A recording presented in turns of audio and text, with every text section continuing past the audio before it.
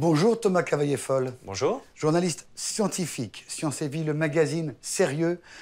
On est en fin de tournage d'émission. Vous avez vu que je suis pas de prime jeunesse. Je suis un peu fatigué.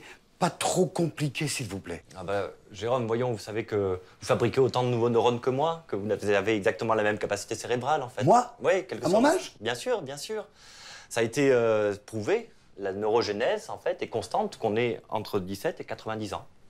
Vous fabriquez autant de nouveaux neurones que moi. Mais pendant longtemps, on a cru exactement le contraire. Exactement, c'est une grosse idée reçue, qu'on avait un stock de neurones sorti Oui. de l'enfance, en fait, un stock de neurones qui était fixe, qu'il n'y en allait plus en avoir, et que n'importe quel traumatisme crânien ou n'importe quelle maladie neurodégénérative, allait imputer ce stock.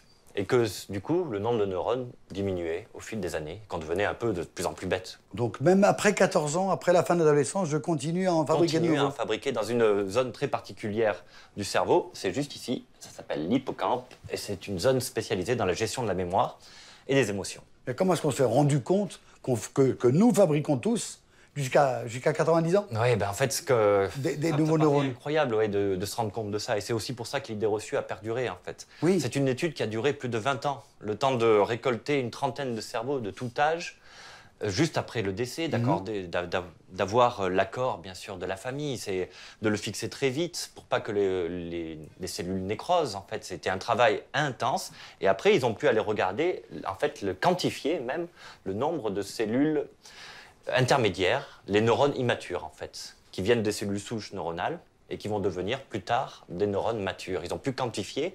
Parce que ces neurones ont une signature. C'est ça, en fait, ils expriment à leur surface, en fonction de leur stade de maturation. La maturation prend 1 mois à peu près.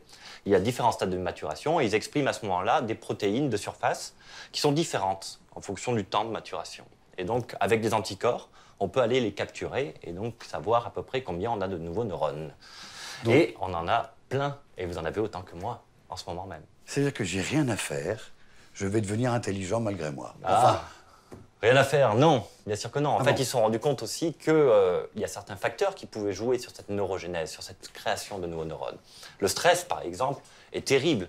Il empêche la différenciation des cellules progénitrices, les cellules souches en fait, neuronales, en neurones immatures. Si vous êtes trop stressé, vous ne fabriquez pas de nouveaux neurones. D'accord.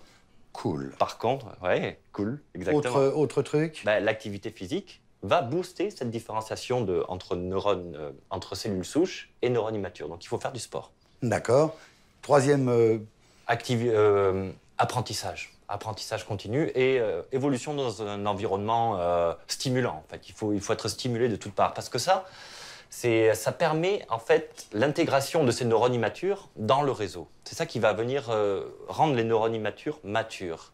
Mais ce qui veut dire aussi que si donc on n'apprend pas ou si on ne vit pas de façon stimulante, Oui. ces neurones immatures, ils vont mourir. D'accord. S'il n'y a pas une bonne raison pour eux de rester, de venir intégrer notre réseau neuronal, ils n'ont aucune raison de devenir matures. Donc, pas de stress, du sport et du sport cérébral. Et du sport cérébral. Est-ce que ça a déjà des applications médicales? Tout à fait, en fait. Maintenant qu'on sait, en tout cas qu'on fabrique des nouveaux neurones tout au long de notre vie, eh bien, on peut se rendre compte que lors des maladies neurodégénératives comme Alzheimer, par exemple, en fait, cette neurogénèse, elle est perturbée. Et donc, c'est une piste extrêmement prometteuse que de venir rebooster cette neurogénèse pour essayer d'entraver l'apparition de ce genre de maladie. Thomas, j'ai combien de neurones en moyenne? Vous en avez 90 milliards. Et j'en fabrique combien? Vous en fabriquez 1400 par jour. 1400 par jour. Donc ça paraît petit par rapport aux 90 milliards, mais comme c'est restreint dans cette toute petite zone qui est l'hippocampe, en fait, ça fait qu'en une année, vous renouvelez environ 2% de cette zone. Oh, c'est malin. Oh, merci pour ces bonnes nouvelles. J'ai gagné combien de neurones depuis? Ben, 1400 par jour, ça fait à peu près 1 par minute. La chronique fait 4 minutes à peu près. J'ai gagné 4 Vous avez neurones gagné grâce à vous. Moi aussi. Et Voilà. ils vont sûrement en plus rester puisqu'on a appris quelque chose.